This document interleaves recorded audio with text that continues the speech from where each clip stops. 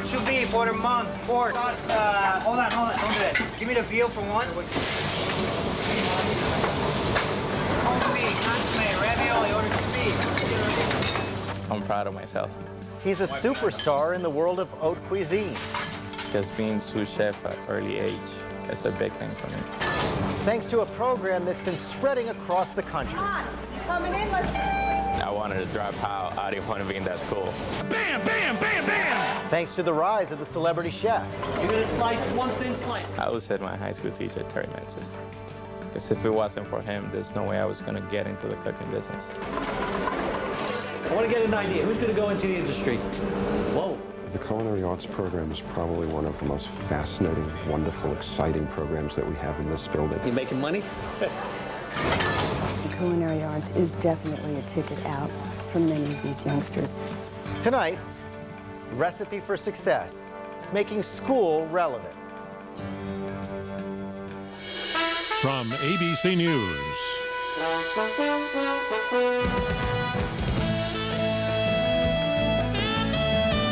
This is Nightline. Reporting from Washington, George Stephanopoulos. You've all heard the story about Willie Sutton. He's being hauled into jail and a reporter yells out, "Hey Willie, why did you rob all those banks?" Well, you know the rest. It turns out Willie Sutton never actually said because that's where the money is. But the lesson has stuck. And when President Bush rolled out his second-term education agenda last week in Jacksonville, he applied a variation of Sutton's motto. It used to be that they'd say to states, just go educate people. And so all that mattered was the number of people educated. Now we're saying, educate people for jobs which exist, so that you're actually helping people. The president says the system needs to be more oriented to the needs of today's students, to prepare them for where the jobs are. And tonight we want to introduce you to a program that President Bush may want to use as a model as he sells his agenda to Congress and the country this year, because it trains students for jobs in America's biggest business, restaurants. Now this program does aim high. It's the brainchild of a man who came from the famed French cooking school, the Cordon Bleu. It's taken kids from some of the toughest high schools in America and placed them in some of the top kitchens in America. It's called the Careers Through Culinary Arts program, and it began in America's restaurant capital. New York City. A chef that can make it here, like they say, can make it anywhere. 6 MR, 5 medium, 2 mid-well. The world's top chefs come to duke it out in the kingdom of food. Not exactly the kind of place for a novice, especially those from the most humble backgrounds. But kingdoms sometimes have their fairy tales. My name is Chris Bortley, and I'm 17 years old. I go to school at Long Island City High School.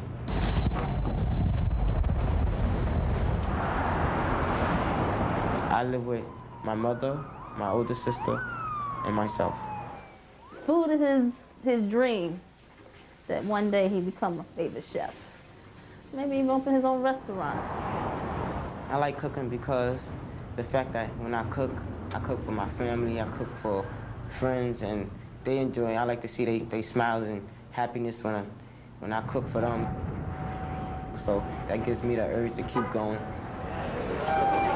Good morning. Scan your ID. Put your ID on, please. What's the rule of wine? What's the rule about that? Where's it go? My name is William Bissell. I'm the principal of Long Island City High School in Queens in New York City. Most of the students here come from an economically disadvantaged background.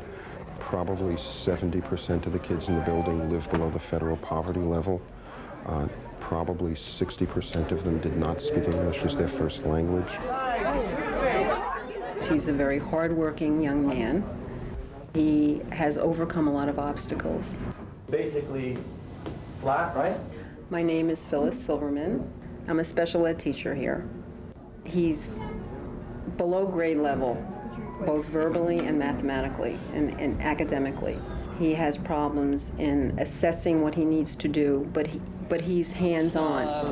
Nicole, CCAP in the back, in the back, in the back. You got CCAP coach back there. Well, he's salt of the earth. He's really, he comes with no airs. When you need something to be done, you ask him to do it. He's more than happy to do it. Good. Okay, so let's get started. My name is Aristotle Matsis. Most people know me as Terry Matsis. And I'm a culinary instructor at Long Island City High School. Okay, twirl it in. Okay? He gets a tremendous kick out of learning these little techniques or recipes. He gets that sparkle. That sparkle is, you know, tremendous for me. It really is one of the reasons why I sought him out. Okay? So now you can drop it, it's not going to come apart. Good man.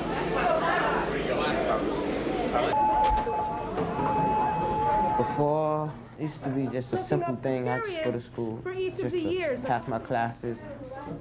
After the fact that I got in the cooking program, it gave me opportunities to become a better cook, and to become, in a way, a better person.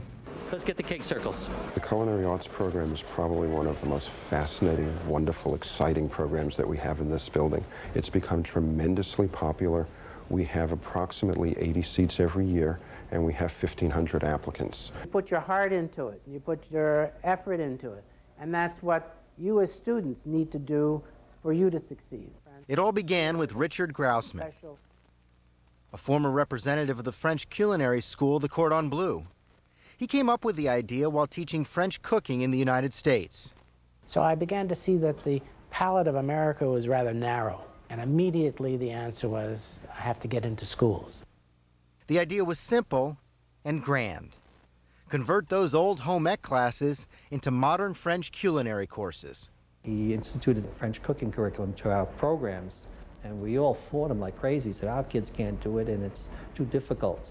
I think once you're able to empower someone to do something that seems difficult, that gives them a lot of confidence. You got a rich, rich chocolatey cake there, so maybe you want a little vanilla flavor in there?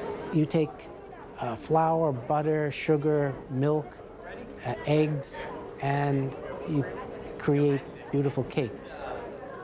That's magic to kids. We make every recipe from scratch. We make Danish dough, croissant dough, everything from scratch. The thing is with these recipes, when the end result comes out, it motivates them to stick it out. It's just hard. It takes a lot of time and practice to be able to master this, or master anything that he teaches you. So it's just patience and time.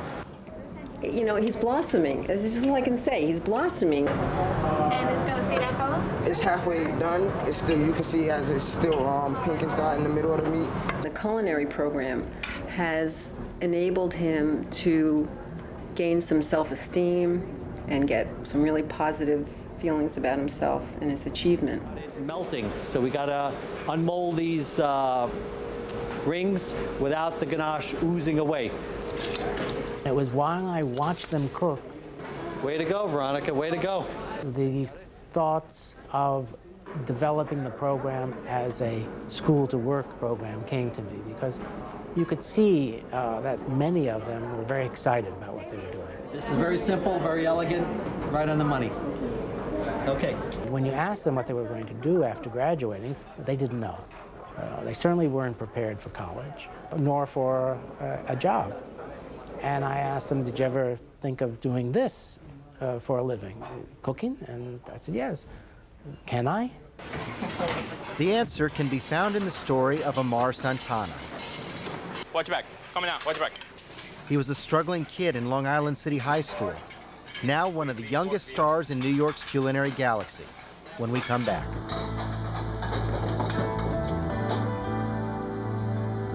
This is ABC News Nightline, brought to you by Sprint.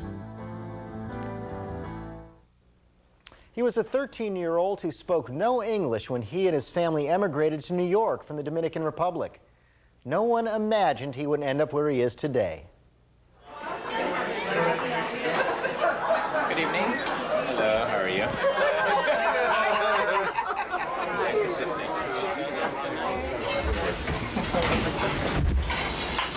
My name is Amar Santana. I'm the sous chef for a Oreo restaurant in New York City. Watch your back. Hot. Coming out. Watch your back. Hot. Coming out. Oh, it's a lot of pressure. You have to have a passion for it. But that's like one of the things I like. That means I have to get stuff done fast and get it right because I don't want to do it again. Basically, he is the second in command. Whenever I'm not around or maybe I'm in the dining room with a guest, he makes the calls, has the same power, the same authority to make the decisions, you know, whatever it may be. Watch your back. Coming out. Watch your back. It's crazy. It's crazy. I gotta run up and down the stairs. Huh? I gotta make sure everybody's ready to go. I gotta help with whoever's busy. I gotta make sure the food goes out. Everybody, you know, do everything right. Something is missing, if something's wrong, I have to come and fix it. It surprises me in a lot of ways. With Amar, for instance, if I went to work at Ariel, I mean, he would be my boss. This is a kid that knows the kitchen better than I would ever know. Let's go. I would say my high school teacher, Terry Mansis. Because if it wasn't for him, there's no way I was going to get into the cooking business. Yes. Good, you? So you excited? Yeah. You're scared, huh? You're gonna burn all the food tonight, huh? He kept telling me that it's a hard business and it's a lot of work. But I took his words and I started working in a restaurant and I actually loved it. You making money? You're saving money, that's it. You better be saving it. Come on, you coming in? I was afraid of going in because I was just a freshman right from junior high school and I felt like out of place. I didn't speak any English. Amar was, he was just a regular student. He didn't stick out in my mind. All my classes were like difficult. I wanted to drop out. I didn't want to be in that school. He liked coming in as late as he could, and I would talk to him about coming in and yell at him about coming in on time, that he had to come in on time. I used to sit right there on that chair. Celia, you paying attention, dear? Everybody's paying attention? I was like, what am I doing here? I don't really want to do this. This is not for me. And let's see yours. Through the years, Mattis kept telling me, you should be in this business. But cooks in the Dominican Republic wasn't for men. Usually women used to do the cooking, so every time we used to see a man, we thought he was kind of, I don't know, how can I put that? We brought him into Manhattan, and he started working with a lot of young chefs, and it pretty much was the main thing that got him going. And he came back as a senior, and he was possessed. He was just absolutely looking to be the best. He wanted to be better than me. I mean, at that point, I was more into cooking, but still, I didn't think I was going to go to cooking school because I couldn't afford it because I didn't have any money. Well, he's up on the wall. Yeah, Wall of Fame here. Where is he? Right over here. Class of 2000. The Careers Through Culinary Arts program helped Amar get a scholarship to CIA, the Culinary Institute of America, one of this country's premier cooking schools. He's not, you know, a kid that grew up playing the violin and being an A student all his life. He was a tough kid. His tough friends saw him get serious, but he could have went either way, and he went the right way, I think, right? After I got into CIA, that's when I knew that I wanted to do this, and nothing was going to stop me from doing it. The first time I met Amar, and I just saw a young kid with a lot of energy, a lot of enthusiasm, someone who was really eager to learn, and he never said no to anything. Whatever you told him to do was, yes, sir, right away, and he would just attack. And that was my first impression. I said, wow, you know, when this kid's done with school, I gotta make sure he comes back and he can be a vital part of this team.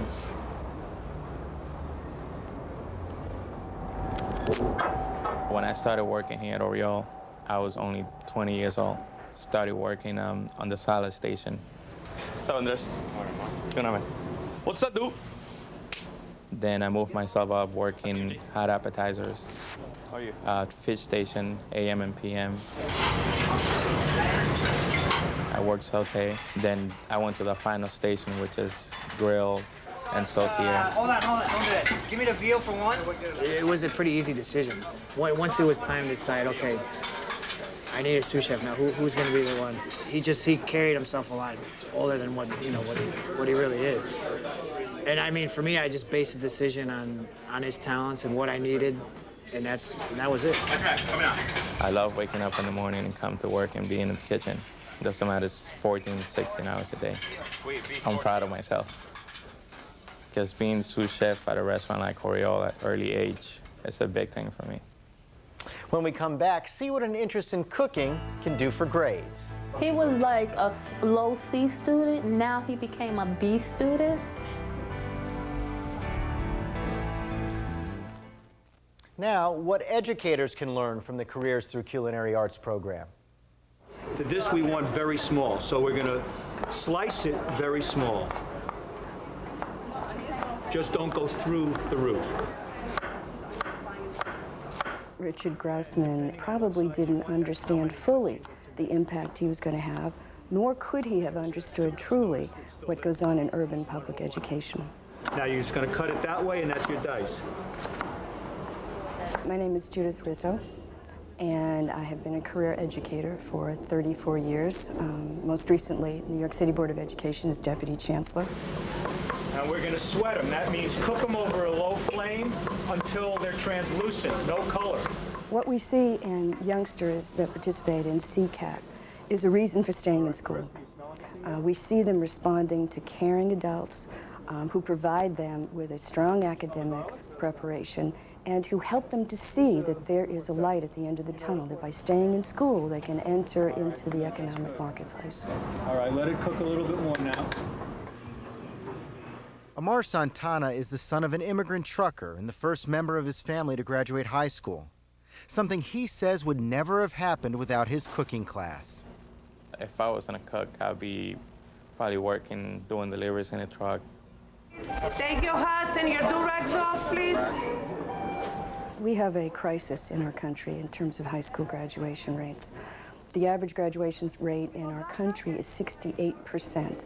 And among our disadvantaged youth and children of color, the rate is even lower. They fail to see the relevance in being in high school. They fail to see a future dependent upon a high school diploma. Okay, next one. 142 million years ago becomes? 14.2. Good. Say it again louder. 14.2. 14.2 million years. For Chris Bordley, the difference is the time he now wants to put in at school. Okay, what are you going to use for your values for X? It's motivation, I think. You know, he wants to do well. He wants to be here. He does a lot of extra. He's here after school. He's here on the weekends. He was like a low C student. Now he became a B student. And his desire of cooking made his grades come up because you got to read. Educators from across the country are taking notice. Many have sought out the program for their own classrooms. We've gone to 8 cities. There's interest from other cities, but we are at our peak at the moment. You can't be gentle. If you don't whip it, it's not going to air up. Schools that have programs like CCAP are absolutely ahead of the curve, and they are going to be models for the rest of the country as folks try to find solutions to this appalling graduation rate. Why did you take the class? It was Emerald, the Iron Chef. The popularity of cooking shows and the rise of the celebrity chef makes the program a real hit with kids. And not just those from disadvantaged backgrounds. Just gotta bam, bam, bam, bam! Being a chef is now like being a doctor. It used to be my son the doctor or my son the lawyer. Now there are lawyers and doctors that are saying my son the chef with great pride. Chris Bordley's mother, Louisa, is one of those proud parents and grateful for the help at home. I go to work from 10 to 7. So he cooks the meal before I get here. So it's good for me. And even though he go to school plus work at school, he still has time to cook for me and his sister. So I love it. Chris's one talent is going to be culinary arts, and I think it's going to take him through life. He's going to be very happy in life. Before I serve it, I will put on a platter next to it the white rice with fluff peas, and then I will sprinkle a little parsley on it, and then voila.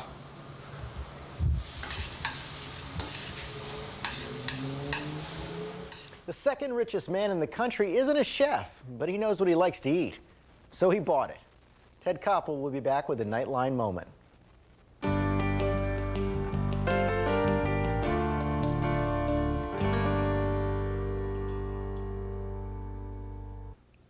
That's our report for tonight. I'm Ted Koppel in Washington. For all of us here at ABC News, good night.